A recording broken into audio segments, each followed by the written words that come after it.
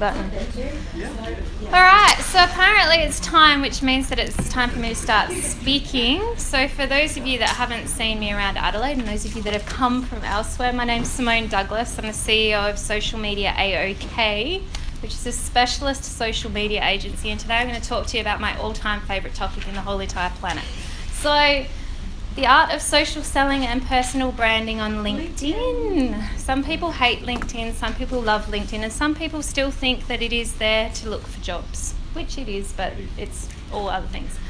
Okay, if you're looking for me on Twitter, you will find me over here at Simone Douglas SM, or you can follow the company account, which is pretty boring and full of social media articles. Moving right along, what is social selling? So basically, this is my favourite definition. Social selling is taking out the pitching component of sales. Okay? You're creating conversations about your product and your services that over time are organically going to produce sales conversions. So this is not necessarily about how you boost your Facebook ads or run LinkedIn sponsored in-mail campaigns. You can use all of those things to augment this process, but social selling is actually using social media at its best and stimulating conversations, which is what we're all about. It's an art form, and a lot of people on social media and on LinkedIn particularly do this art form really badly. And the other thing to bear in mind is that art is open to the eye of the beholder. Okay, so what I might think is really nice might be somebody else's completely different definition of what is really nice. You do not want to be that person who, after you send me a connection request and I accept it, immediately sends me a 2-page sales email telling me how you're going to solve my life's problems when we have never met. All right? Please don't be that person. It's time consuming to block you after I've gone to all that trouble. Important to understand, okay, that 74% of business-to-business buyers conduct more than half their research online before making a purchase or contacting the salesperson. Now, the reality is that in Australia, if you're a LinkedIn user and somebody says to me, you really should use this person for your search engine optimization, you really should use this person for Google AdWords or whatever it might be, the first thing I'm going to do is go to LinkedIn, look up their profile and see if they fit what my perception of that service provider should be. Okay, now the problem with this when it comes to online is that you're talking to 4 different personality types and you don't know which one you're talking to. So for those of you, hands up who knows DISC profiling? Couple? All right. For those of you that put your hands up, I'm sorry, I'm going to tell you how to suck eggs right now, but for everybody else, I'm going to give you the 30-second spiel on DISC. If you are a high D, you are a bullet point person, I need to know how you're going to solve my problems, what it's going to cost, and how I get in touch with you. It's that simple. So we're really fast decision makers. We're often not those people that get 3 quotes. We talk to the person that solves our problem instantaneously, and we are those people that send emails and messages through LinkedIn at 3 o'clock in the morning because we want an answer now. Okay, high I's are those people who will sign a sales contract just because you've worked with their best friend, okay, or somebody else whose company that they love. Okay, so if you go, oh, we've done work with Brand South Australia, they're like, where do I sign? Okay. So those are high I's. They're more interested in who you know and that the people that you know are in the same playing field as them. All right. C-type personalities are the people who read the entire Apple user agreement before they click accept. All right. They're very detail-orientated human beings. They are going to go through all of the projects on your LinkedIn profile. They'll read all of your recommendations. They'll click through to your third-party links. All of those things are going to be important to them. And S-type personalities are slow to trust but form really deep relationships. So they're going to be, again, interested in who's recommended you, who you're connected to, what philanthropic work you have listed on your profile is going to be important to those S-type personalities. And like I said, the issue is that you're talking to all these people and you don't know which ones you're talking to at any given time. Okay, so when you're building your profile, you need to make sure that you tick all the boxes for all the different types of people in order to increase your chances of being successful in a sales process. 78% of social sellers outsell in comparison to colleagues who don't use social media. Okay, so often I will meet someone and have a conversation with them and they'll go, oh, I've got 1,000 connections on LinkedIn, it doesn't do anything for me. I go, okay, so what's your connection strategy? How often do you reach out to those people? How often have you actually picked up the phone and made time to have coffee with them? When was the last time that you connected that person to somebody else, not for the purpose of selling something to them, but simply for the purpose of helping them in that process. Very fond of saying that people don't care how much you know until they know how much you care. If you put the relationship ahead of the sale, you will ultimately always get the sale. If you put the sale ahead of the relationship, you will often have the door closed in your face. It's just a reality. Okay. Social selling leaders create 45% more opportunities than peers with a lower social selling index. Social selling index is a really great new vanity metric that LinkedIn's brought out that you can, if you Google social selling index, you'll be able to test yours. It's fair to say that the only part of it that I pay real attention to is the personal branding bit. So you get 4 sections, they're all scored out of 25%. If you get your personal branding as close to the top of 25 as humanly possible, what that means is that your profile is fully fleshed out and optimized in such a way that it's attractive to most people that are going looking. Okay. Right, so like I said, social selling leaders are also, interestingly, 51% more likely to reach their sales KPIs and quota. And the question begs itself, well, why is that so? Okay, and it's because if you are selling socially successfully, say that 6 times really quickly, what that means you're doing is you are actively putting yourself front of mind in your wider peer network on a regular basis. Okay, so we would have heard lots of people today saying you need, 9 touch points, 11 touch points, 17 touch points, whatever it might be to get a sale, and it keeps getting bigger and bigger and bigger. So the reality is that when you are consistently putting out articles that are relevant to your target clients or target client groups that you want to speak to, when you're sharing updates that actually have an opinion, so you're not just going great article, because if you just share something from Buffer or somewhere else and you go, great read, great article, you haven't told me why it is I should take 2 minutes out of my already ridiculously busy life to read it. What is the value that you're adding to me? And yet that seems to be the trend. Watching on LinkedIn, people who take the time to explain what was good about that article or what the benefit was are getting, 5 to 10 times more engagement on their updates. Okay, so take the time to read the article yourself first. That's always a good start. Okay, business-to-business buyers prefer sales professionals who have been referred by somebody that they know. So this is the advantage of LinkedIn in particular, okay? If I go looking at your profile, I can see who you're connected to that I know, and if I'm really judging you as a service provider and trying to make up my mind, it is likely that I'm just going to message that person or ring them and ask them what the go is, okay? So one of the things that people most often make that mistake with LinkedIn is that they mistake it as a solution instead of just a tool to be used to do what it is that you need to do. Okay, so LinkedIn for me is like the little black book of the internet. So if I'm trying to figure out who I want to talk to, or I'm trying to break into a greenfields vertical, or an industry that I haven't done work in before, or whether it's a location I haven't done work in before, LinkedIn's where I go to figure out who it is that I need to speak to and who I know that can help me speak to them, but then I will go back the old school way and start picking up the phone to make those connections, because that's what works far better. Okay. 87% of business-to-business buyers said they had a favourable impression of a salesperson who was introduced to them through someone in their professional network. So referrals are always stickier clients, yes? How many people would prefer to have a 100% referral client base? I know I would. It's much faster than tire kickers, I'll be honest. Okay, so again, if you are consistently educating your network, and you don't just have to do this on LinkedIn, like often I'll say to people, the psychology of sales says that you're always selling, okay, because people are always judging you.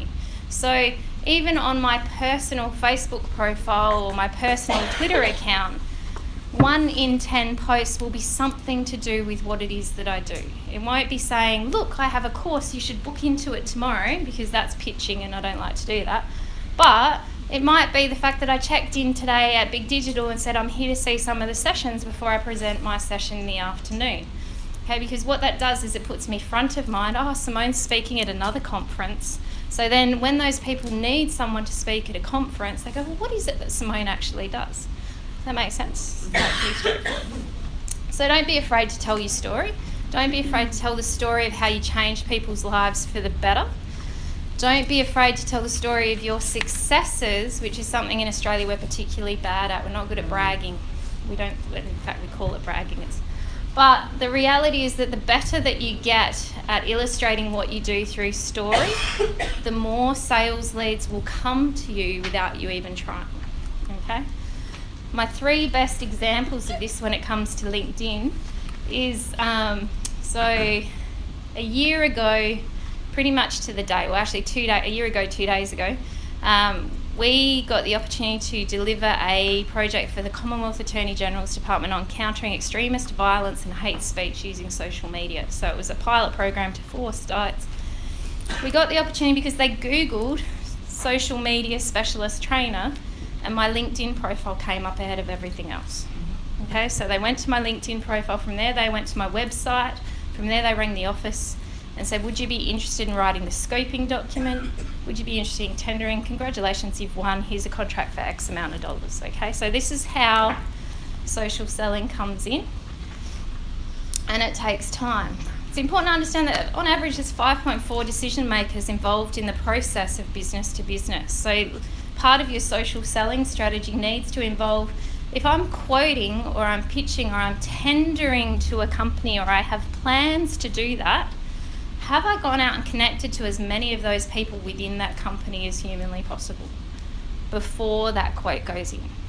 Because then what happens is I can keep an eye on who's looking at my profile, which I do on a daily basis, not so that I can see who's been stalking me, but so that I can tell if someone I've got a quote in with is looking at my profile, they're making up their mind. That's a really good time for me to actually pick up the phone and go, hey, how are you going with that quote? Have you got any more questions? Do we need to catch up for coffee?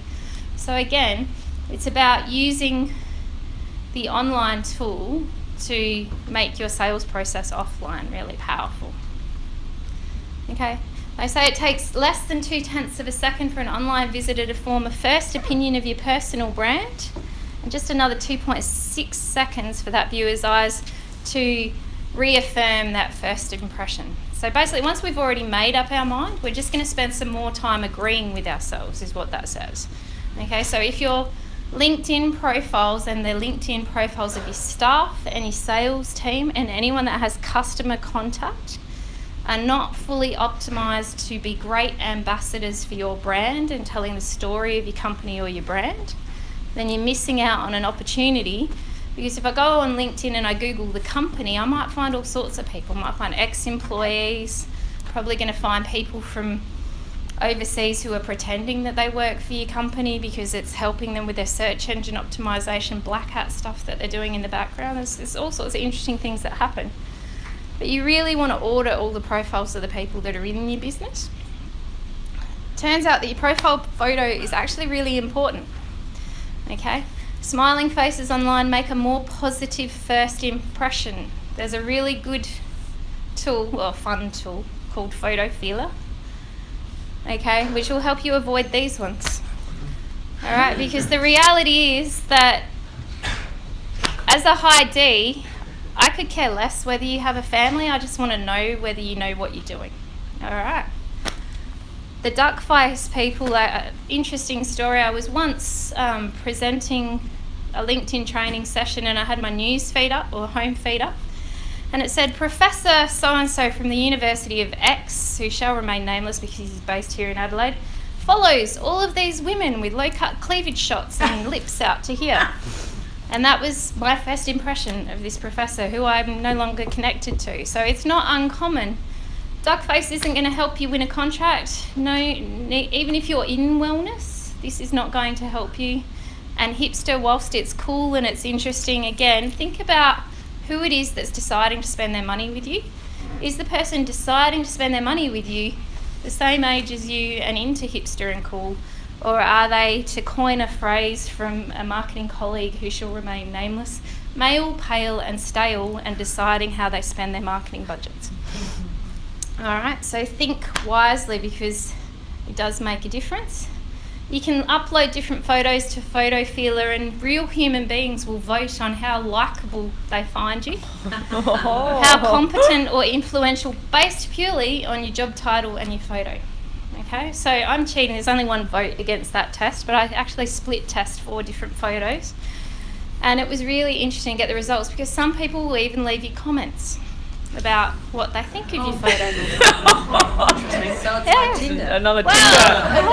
Swipe left. Thankfully, it wasn't like Tinder, but they were actually constructive feedback. So people go, it's really overexposed. It doesn't look that professional, or perhaps you should go for a more corporate look and feel. So again, it depends what you want your profile photo to say about you. But all I'm saying is that there are tools out there to rate it, and you need to consider it. They surveyed, I think it's like 60,000 photos, and a squinch, which is a slight squint, increases the perception of competence and influence. Wow. As opposed to a wide-eyed look and a smile. Now, so for me, a squinch is really easy. I just have to smile and my eyes disappear, so it's not too hard.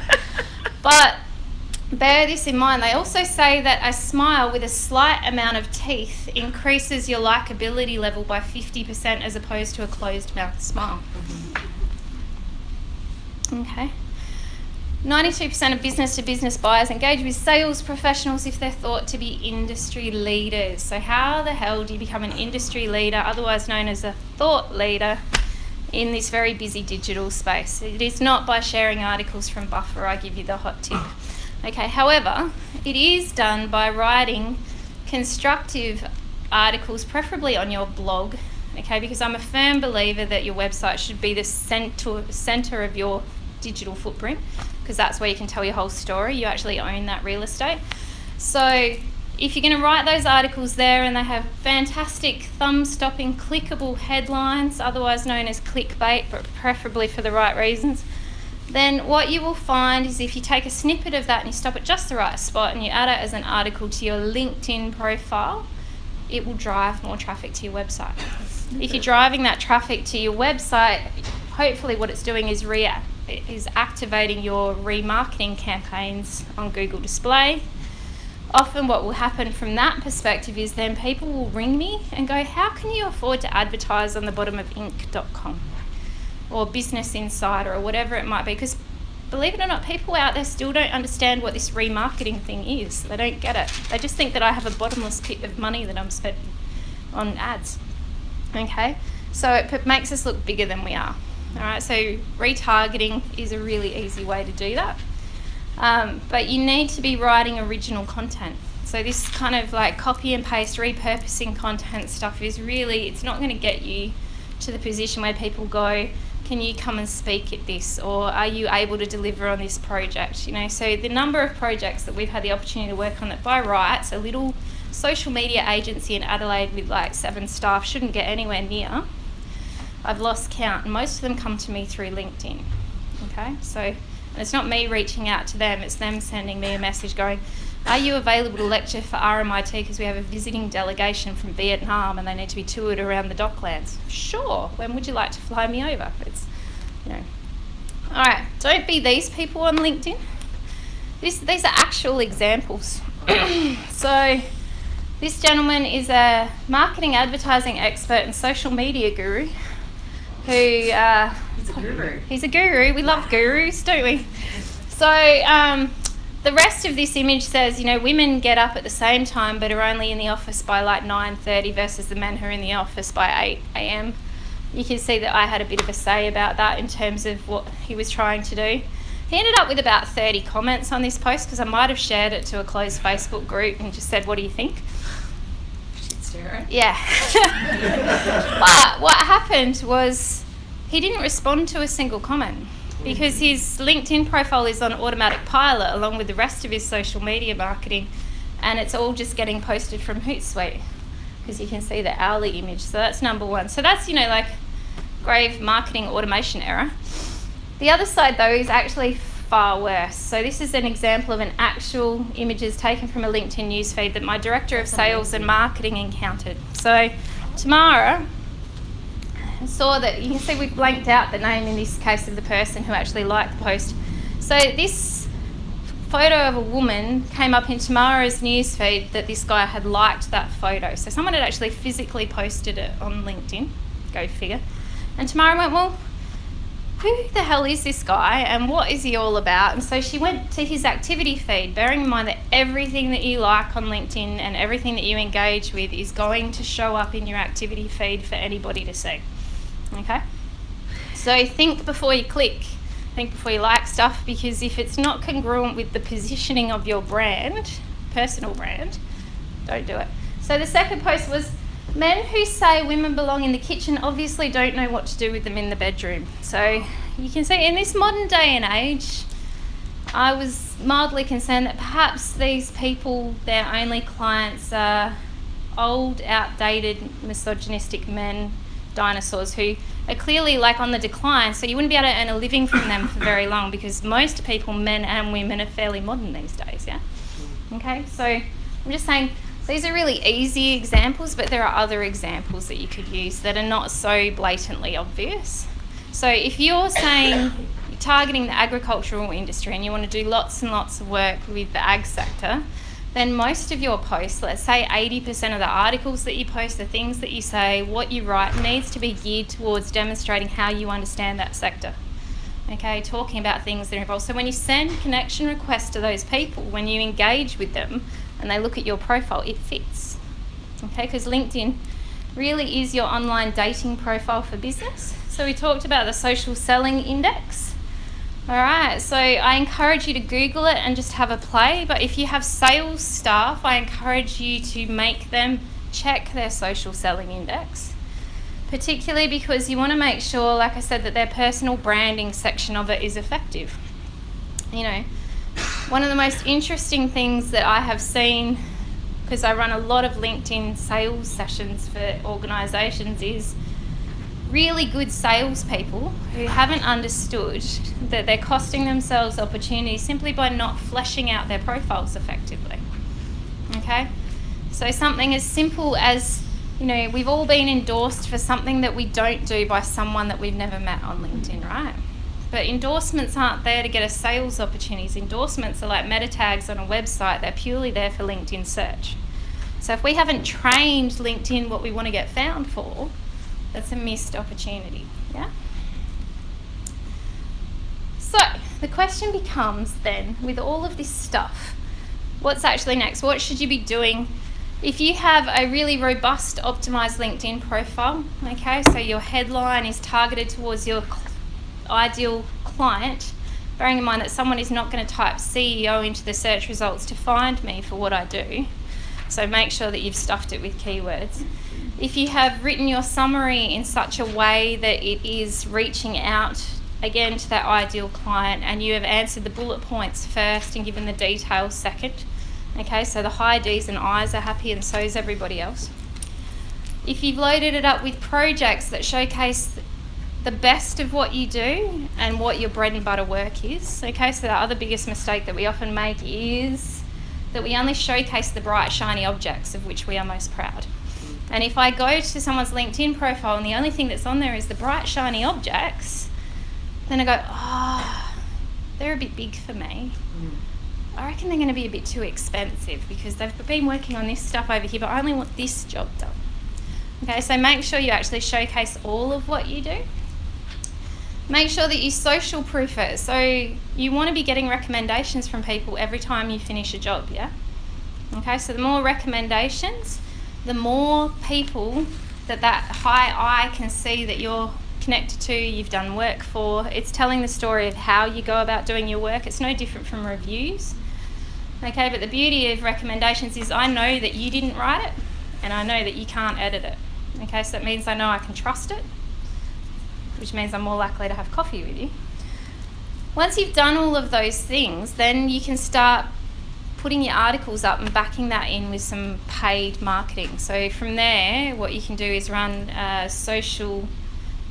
direct sponsored content updates to your company page. Okay, so we use direct sponsored content if I don't want my competitors to see what I'm doing. All right, so it looks like it's come from my company page, but it's not. It's hidden, it's sitting behind, so it only goes in front of my targeted audience. Or you can run a sponsored update if I don't care if my competitors see what I'm doing, so if it's just sitting on my company page. You can even now run sponsored in-mail campaigns, and yes, I know that on a premium account you get so many sponsored in-mails. What I'm talking about is up until about 3 months ago, you used to be able to run a sponsored in-mail campaign at volume. If you spent $5,000 a month or more with LinkedIn, it had to be with a LinkedIn rep and you couldn't split test the campaign.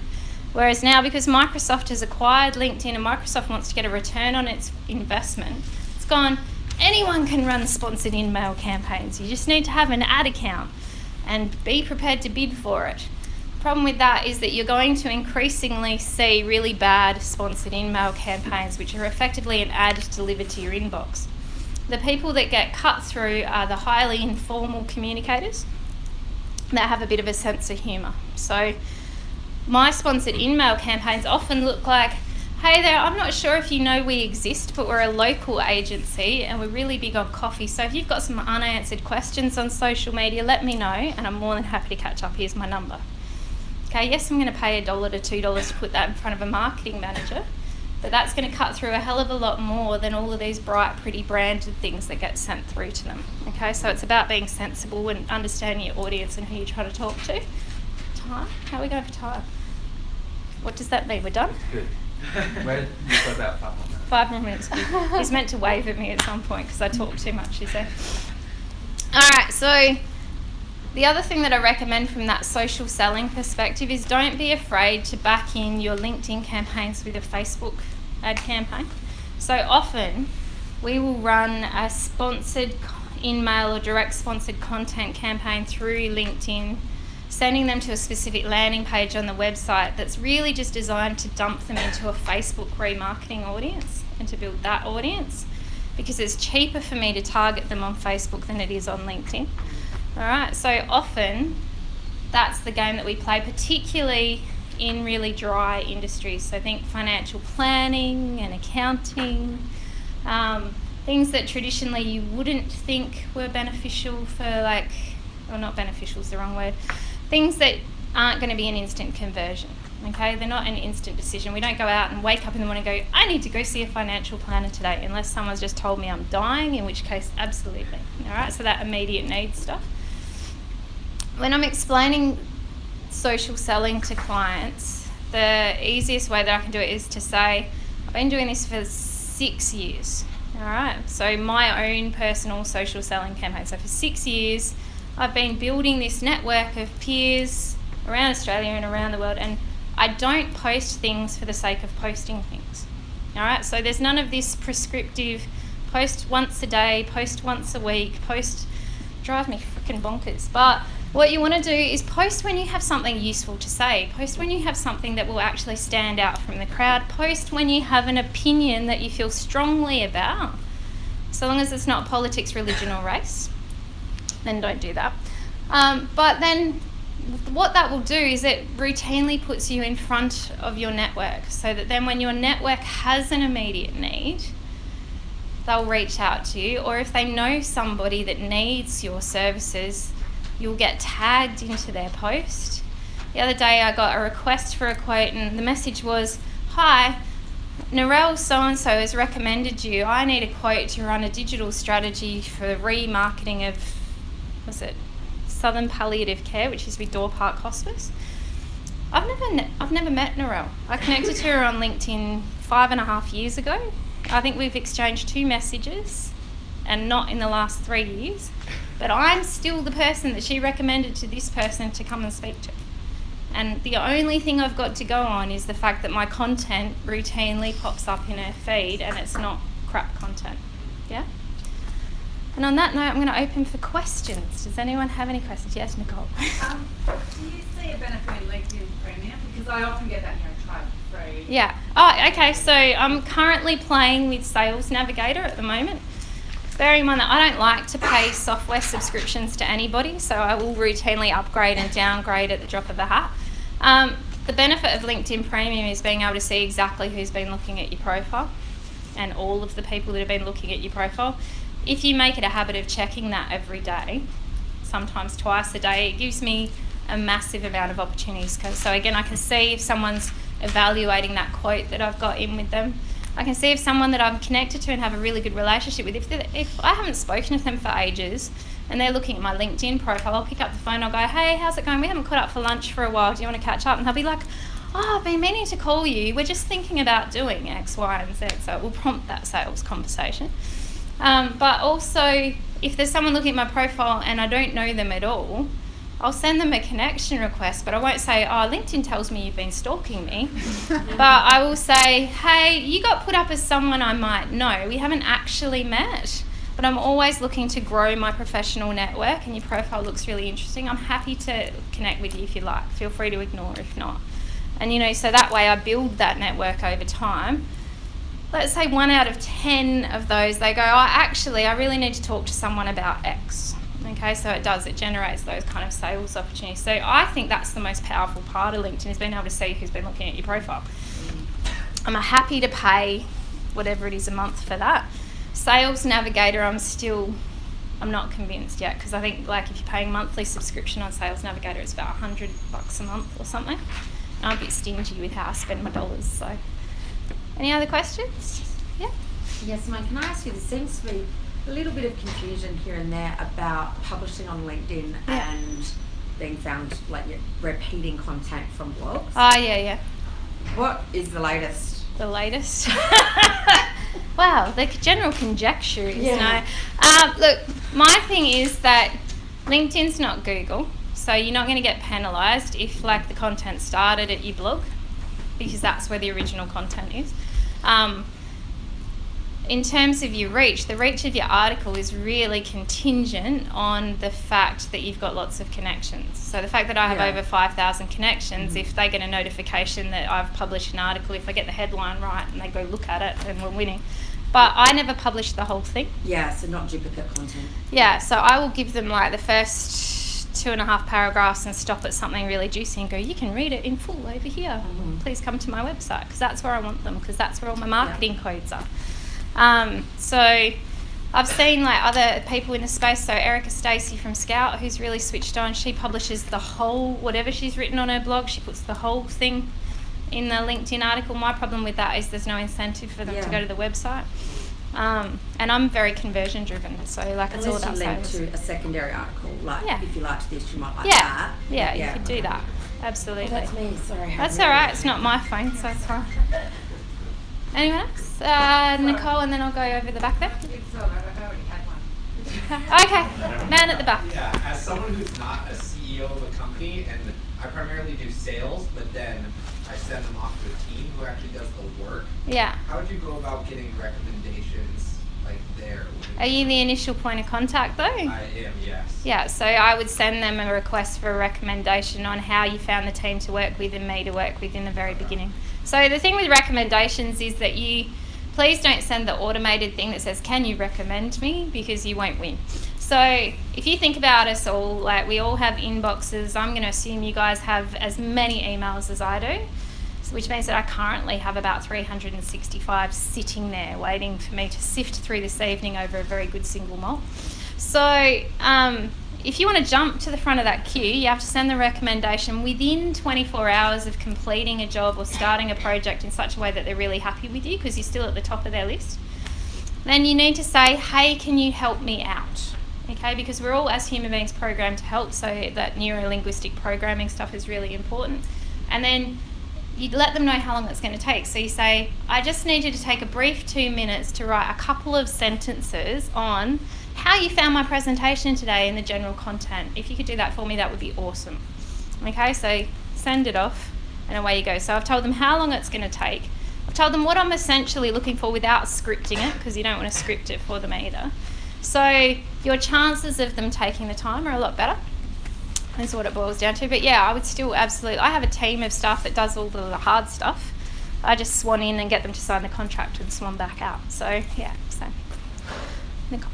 I guess I'm one of those people that have never really got my head around LinkedIn. One of the things that annoys me is strangers sending me requests, and I tend not to accept them. But from what you're saying, it's probably worth building the network, even if, because I'm a cynic at heart, so I always think, what have you got to sell me? Yeah, I never would have said that about you. It's all good. So what I would say is there's no such thing as a right or a wrong connection strategy because it's your personal profile, okay? But for me, my connection strategy looks like this. I will connect with anybody who is based here in Australia who is either now or may at some point in the next 15 years be in a position to make a decision about spending money potentially with my company, or know someone who may be in a position, okay? So that's pretty wide. However, I will only connect with competitors in my space here in South Australia if I have met them and I like them. If I don't like them, they can go to hell. And I will only connect, and then in the wider, like overseas, I'm happy to connect with anyone in my space because they're ahead of the curveball, okay? So people in America and Canada know way before we do what's coming because they get it before we do. So it's heaps easier for me to send a message to someone in Omaha about something and go, what's happening with that, and keep a track of it, than it is to wait for and read all the blogs and sift through them. Perfect example. Those of you that don't know me, I'm a bit of a tech geek. It's my thing. And so Snapchat released their spectacles in America, like, must have been about 6 or 7 weeks ago or something. You can only order them in America though, right? So the day that they release in America, Simone jumps on LinkedIn and messages someone, interestingly from Omaha, who I met at a conference in LA last year. I'm like, hey, Brandon, I need to know your postal address, your phone number and your email. I'm shipping something to you and I need you to send it to me. And he's like, Simone from the conference, right? I'm like, yeah. He's like, yeah, cool. Sent me this stuff. So we got the Snapchat spectacles here ahead of everyone. It did cost me more in shipping than it did cost to buy them because he sent them express because I was so excited.